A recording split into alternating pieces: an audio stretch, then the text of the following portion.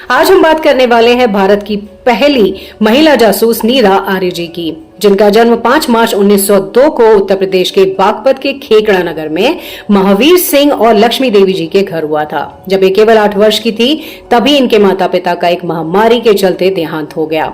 संयोग से उस समय खेकड़ा के आर्य समाज में एक सम्मेलन में भाग लेने कलकत्ता के एक व्यापारी छज्जू राम लांबा जी आए हुए थे और तभी उन्होंने नीरा और उनके भाई बसंत को गोद ले लिया।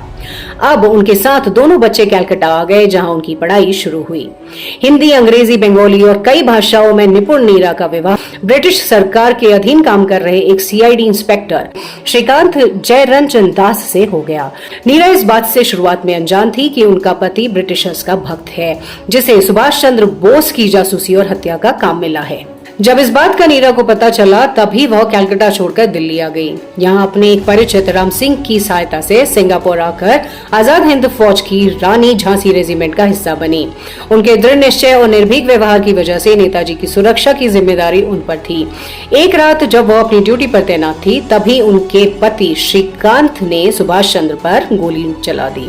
संयोग से वह गोली उनके ड्राइवर निजामुद्दीन को लगी। फिर एक पल की भी देरी न करते हुए नीरा ने राइफल के चाकू से ही अपने पति को मौत के घाट उतार दिया। पति को जान से मारने की वजह से नीरा को ब्रिटिशर्स ने पकड़ लिया और काला पानी की सजा सुनाई। अपनी आत्मकथा मेरा जीवन संघर्ष में नीरा लिखती है कि पहले उन्हें कलकत्ता की जेल में ले जाया गया, जहां उनके साथ काफी अमानवीय व्यवहार किया गया। जिस दिन उन्हें काला पानी सजा के लिए सेल्यूलर जेल ले जाने वाले थे, उस दिन की सुबह एक लोहार बुलाकर उनकी हाथों और पैरों की बेड़ियां काटी गई। बेड़ियां काटते समय लोहार की गलती से उनके हाथ का मांस कट गया, पर पैरों में उनकी हड्डियों पर जानबूझकर हथौड़े मारे गए। उनके गुस्सा होने पर जेलर ने एक शर्त रखी कि अगर तुम सुभाष चंद्र बोस का पता बता दो तो तुम्हें छोड़ दिया जाएगा। उन्होंने कहा कि वह मेरे दिल में रहते हैं। इतना सुनते ही जेलर का गुस्सा फूट पड़ा और उसने पहले तो उन्हें गलत तरीके से छुआ और फिर लोहार को उनका स्तन काटने को कहा। आदेश को मानते हुए लोहार ने ऐसा ही किया और उनके स्तनों को काटने लगा। दर्द में तड़पती हुई नीरा जी ने फिर भी न ही सुभाष चंद्र बोस और न ही अपने किसी साथी के बारे में बताया। 15 अगस्त 1947 को आजादी के बाद नीरा जी भी आजाद हो गई और उनके भाई बसंत ने संन्यास ले लिया।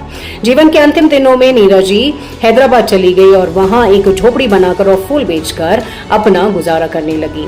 दुर्भाग्य ने इनका पीछा यहाँ भी नहीं छोड़ा और एक सरकारी जमीन पर झोपड़ी होने के कारण उसे तोड़ दिया गया। भारत की इस पहली जांबाज महिला जासूस ने 26 जुलाई 1998 को चार मीनार के पास उस्मानिया हॉस्पिटल में अंतिम सांस ली। नीरा आर्य जैसी वीरांगना को शत-शत वंदन। ऐसी ही रोचक जानकारी के लिए लाइक, फॉलो और शेयर करें प्रहर क्लासेस को।